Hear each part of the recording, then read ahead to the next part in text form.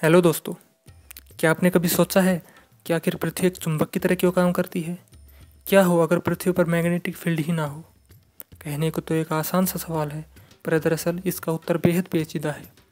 तो चलिए जानने की कोशिश करते हैं कि ऐसा क्यों है। सबसे पहले हम पृथ्वी के स्ट्रक्चर को समझते हैं। पृथ्वी का आंतरिक हिस्सा 3 भागों में बटा है। पहला ऊपरी सतह यानी कि क्रस्ट, दूसरा आवरण यानी कि मेंटल और तीसरा केंद्रीय भाग यानी कि कोर। पृथ्वी की ऊपरी भाग को भूप्रवृत्ति कहते हैं। यह अंदर की तरफ 34 किलोमीटर तक का क्षेत्र है। यह बेसाल चट्टानों से बना है। आवरण यानी कि मेंटल का क्षेत्र 34 किलोमीटर के बाद 2900 किलोमीटर का है। केंद्रीय भाग यानी कोर निकल और फोरस का बना है। यह पृथ्वी के आयतन का 16% भाग घेरे हुए है।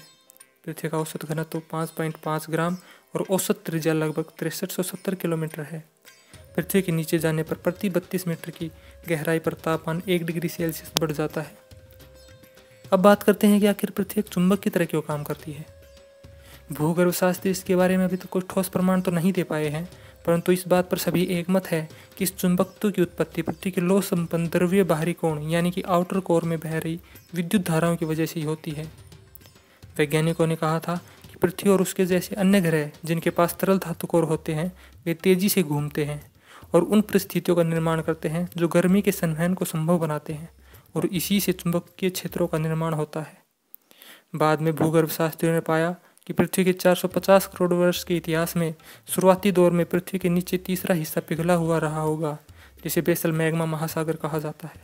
यह चुंबकीय क्षेत्र का निर्माण कर सकता है। वर्तमान अध्ययन में स्टैगमैन और उसकी टीम ने दिखाया कि कोर के बजाय निचले मेंटल का यह तरल हिस्सा पृथ्वी के चुंबकीय क्षेत्रों का निर्माण कर सकता है।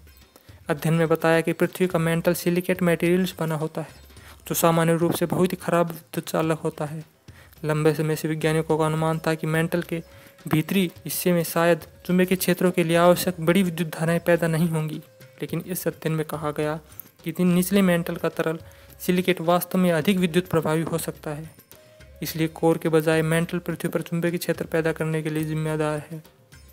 अगर इसे आसान भाषा में समझा जाए तो पृथ्वी का चुंबकीय क्षेत्र बहुत बड़े छड़ चुंबक जैसा है। भौगोलिक उत्तर दक्षिणी ध्रुवों के अतिरिक्त पृथ्वी में एक और जोड़ी ध्रुव उत्तर और चुंबकीय ध्रुव मौजूद हैं।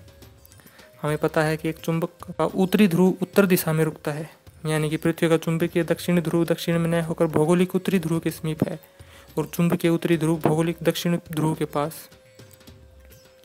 अब बात आती है कि आखिर चुंबकीय बल हमारे लिए इतना जरूरी क्यों है। पृथ्वी का चुंबकीय बल सतह पर तो विद्यमान है ही, यह आकाश में भी काफ़ी दूर तक फैला हुआ है। असल में सूर्य से गर्मी और प्रकाश के साथ साथ तीव्र गतिधारी आवेशित कणों की धाराएं भी निकलकर पृथ्वी पर पहुंचती है। इन धाराओं को सोलर विंड कहा जाता है।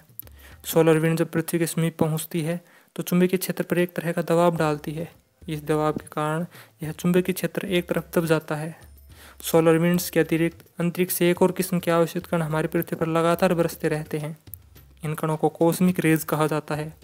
हालांकि ये किरणें कहाँ से आती है अभी तक हमें पक्के तौर पर नहीं मालूम, परंतु हम भाग्यशाली हैं कि पृथ्वी का चुंबकीय क्षेत्र एक कवच की तरह काम करते हुए सोलर विंड और कॉस्मिक किरणों के अधिकांश कणों को धरती से परे धकेल देता है। आपने कबूतर के बारे में सुने, उन्हें उनके निवास स्थल से सैकड़ों किलोमीटर दूर छोड़ दिया जाए तो वे किसी प्रकार से अपने घर वापस पहुंच जाते हैं। असल में ये कबूतर अपना रास्ता ढूंढने के लिए कई सारे दिशा सूचक चिन्हों का सहारा लेते हैं। पृथ्वी का चुंबकीय बल भी उनमें से एक है। एक शोध के अनुसार कबूतरों में किसी भी जगह पृथ्वी के चुंबकीय बल की मात्रा को भाप सकने की क्षमता होती है। अगर पृथ्वी के चुंबकीय बल में कोई बदलाव होता है तो इन प्रवासी पक्षियों की क्षमता भी प्रभावित हो जाती है। इसके अलावा कई और जीव जंतु हैं जैसे मधुमक्खी, ट्यूना और समन मछलियाँ आदि पृथ्वी के चुंबकीय बल के प्रति संवेदनशील पाई जाती हैं। हालांकि पृथ्वी का चुंबकीय क्षेत्र स्थिर नहीं है। लाखों वर्षों से इसमें निरंतर अनियमित बदलाव होते आए हैं। इन बदलावों के प्रमाण हमें पृथ्वी में विभिन्न परतों और समुद्री तल पर मौजूद चट्टानों के चुंबकत्व के अध्ययन से मिलते हैं। यह बदलाव चुंबकीय क्षेत्रों की मात्रा और दिशा दोनों में देखने को मिलता है। अभी तक उपलब्ध प्रमाणों के हिसाब से कई बार ऐसा भी हुआ है कि चुंबकीय क्षेत्र घटकर शून्य हो गया। इस तरह के बदलाव शुरू से ही इतने अनियमितता से होते आए हैं कि यह अंदाजा लगाना मुश्किल है कि अगली बार यह उलटफेर कब होगा। पर जिस दर से पृथ्वी का चुंबकीय क्षेत्र घट रहा है, अगर यह कायम रहा तो आगामी 2-3 हज़ार सालों में के अंदर हम चुंबकीय बल में एक और उलटफेर की उम्मीद कर सकते हैं। दोस्तों, आज की वीडियो में बस इतना ही। उम्मीद करता हूँ कि वीडियो पसंद आई होगी। Thank you.